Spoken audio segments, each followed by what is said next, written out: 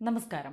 സംസ്ഥാനത്ത് ഇന്ന് കാലവർഷം എത്തുന്നതിന് അനുകൂല സാഹചര്യമാണുള്ളതെന്ന് കാലാവസ്ഥാ വകുപ്പ്.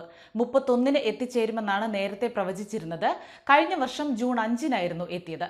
കേരള തീരത്ത് ശക്തമായ പടിഞ്ഞാറൻ കാറ്റ് നിലനിൽക്കുന്നതിനാൽ ജൂൺ 2 വരെ ശക്തമായ മഴയ്ക്ക് സാധ്യതയുണ്ടെന്നും കാലാവസ്ഥാ വകുപ്പ് അറിയിച്ചു. തെക്കൻ കേരള തീരം, മധ്യ ബംഗാൾ ഉൾക്കടൽ എന്നിവിടങ്ങളിൽ ഇന്ന് മണിക്കൂറിൽ 35 മുതൽ 55 കിലോമീറ്റർ വരെ വേഗത്തിൽ കാറ്റ് വീശാൻ സാധ്യതയുണ്ട്. മീൻപിടുത്തത്തിന് പോകരുതെന്നും മുന്നറിയിപ്പുണ്ട്. ഇന്ന് തിരുവനന്തപുരം, കൊല്ലം, ആലപ്പുഴ, പത്തനംതിട്ട, കോട്ടയം, ഇടുക്കി, എറണാകുളം, തൃശൂർ, പാലക്കാട്, മലപ്പുറം, കോഴിക്കോട് ജില്ലകളിലും നാളെ ആലപ്പുഴ, പത്തനംതിട്ട, കോട്ടയം, ഇടുക്കി, എറണാകുളം, തൃശൂർ, പാലക്കാട്, മലപ്പുറം, കോഴിക്കോട് ജില്ലകളിലും മഞ്ഞ മുന്നറിയിപ്പുണ്ട്. സംസ്ഥാനത്ത് അതിതീവ്ര മഴ തുടരുന്ന സാഹചര്യത്തിൽ ഇന്ന് സംസ്ഥാന തലത്തിലും അംഗൻവാടി തലത്തിലും നടത്താൻ നിശ്ചയിച്ചിരുന്ന പ്രവേശനോത്സവം മാറ്റിവെച്ചതായി വനിതാ ശിശുക്ഷേമ വകുപ്പ് അറിയിച്ചു. കുട്ടികൾ അംഗൻവാടിയിൽ വരേണ്ട പുതുക്കിയ തീയതി പിന്നീട് അറിയിക്കുമെന്നും ശിശുക്ഷേമ വകുപ്പ് അറിയിച്ചു. വേനൽ അവധി കഴിഞ്ഞ് കുട്ടികൾ അംഗൻവാടിയിലും സ്കൂളിലും അടക്കം പോകാൻ ഒരുങ്ങുന്നതിനിടെയാണ് മഴ ശക്തമായി തുടരുന്നത്. ഈ സാഹചര്യത്തിലാണ് തീയതി മാറ്റാനുള്ള തീരുമാനം. കേരള തീരത്ത് ശക്തമായ പടിഞ്ഞാറൻ കാറ്റ് നിലനിൽക്കുകയാണ്. ഇതിന്റെ ഫലമായി കേരളത്തിൽ അടുത്ത ഒരാഴ്ചയ്ക്ക് മഴയ്ക്ക് സാധ്യതയുണ്ട്. വ്യാപകമായി ഇടിമിന്നലും കാറ്റും ഉണ്ടാവാൻ സാധ്യതയുണ്ട്. ഒറ്റപ്പെട്ട സ്ഥലങ്ങളിൽ ഇന്ന് അതിശക്തമായ മഴയ്ക്കും ജൂൺ 2 വരെ ശക്തമായ മഴയ്ക്കും സാധ്യതയെന്നാണ് കേന്ദ്ര കാലാവസ്ഥാ വകുപ്പ് മുന്നറിയിപ്പ് നൽകിയിട്ടുള്ളത്. മഴ ശക്തിപ്പെടുന്നതിനാൽ സാഹചര്യങ്ങൾ വിലയിരുത്തി മലയോര മേഖലയിലേക്കുള്ള രാത്രിയാത്രകൾക്ക് നിയന്ത്രണം ഏർപ്പെടുത്തണമെന്ന് ദുരന്ത നിവാരണ അതോറിറ്റി നിർദ്ദേശിച്ചു. വിനോദസഞ്ചാരികളിലേക്ക് സുരക്ഷാ മുന്നറിയിപ്പുകൾ എത്തിയെന്ന് ഉറപ്പാക്കണം.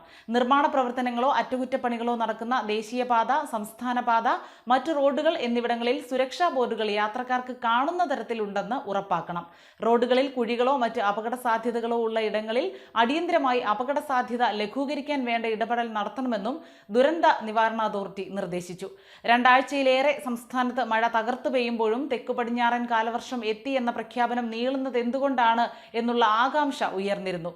ഇതിന് പിന്നാലെയാണ് കാലവർഷം മണിക്കൂറുകൾക്കുള്ളിൽ എത്തും എന്ന അറിയിപ്പ് കാലാവസ്ഥാ വകുപ്പ് പുറത്തിറക്കിയത്.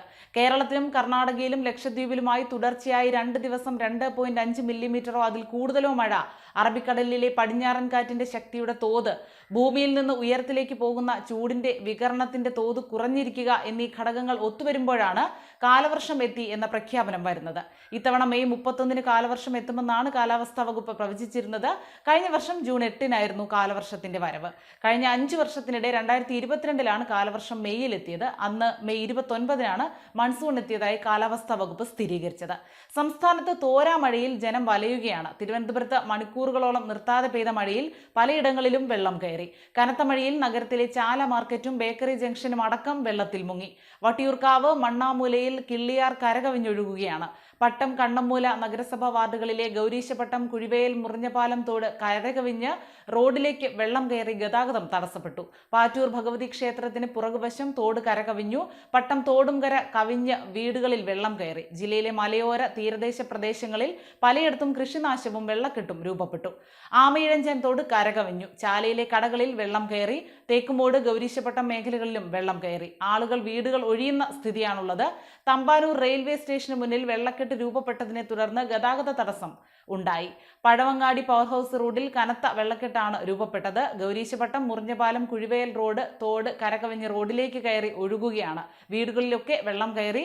അരുവിക്കര ഡാമിന്റെ ഷട്ടറുകൾ കൂടുതൽ ഉയർത്തിയതിനാൽ പരിസരവാസികൾ ജാഗ്രത പാലിക്കണമെന്ന് കളക്ടർ അറിയിച്ചു.